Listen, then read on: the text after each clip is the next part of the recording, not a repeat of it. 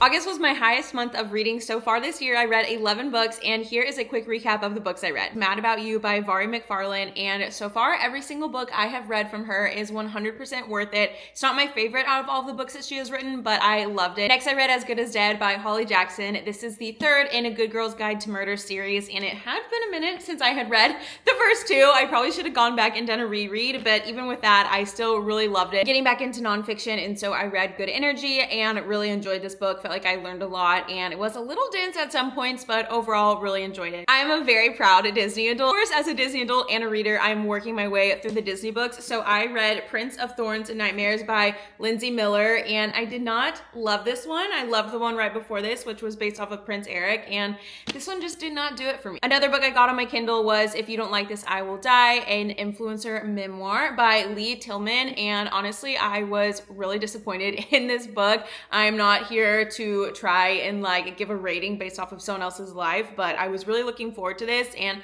while I couldn't put it down, I just felt like it was pretty disappointing and frustrating to read. I don't know, something about it just like didn't sit right with me. Would love to hear your thoughts if you also read it. Another one on my Kindle was Run for the Hills. This is my first book I have read by him, and I just felt like it was a big letdown. I know a lot of people are huge fans of his, but the entire book, I was so excited just to like get to the ending, and when we finally got there, it was just so disappointing and lackluster of an ending. Then I read Game of Lies by Claire McIntosh. I'm definitely interested in reading more from this author. This was my first book from her, and honestly, I am having a hard time recollecting how this one ended. I feel like I remember not liking the ending and enjoying, for the most part, most of the book, but I feel like because it didn't really stand out to me, kind of like that says enough for me. I gave it 3 stars. I rented Darling Girls by Sally Hepworth from the library, and I honestly, when the huge twist was revealed, I was like so thrown off and confused that I was like, I need to read this book again, knowing what I know now. So I thought it was a very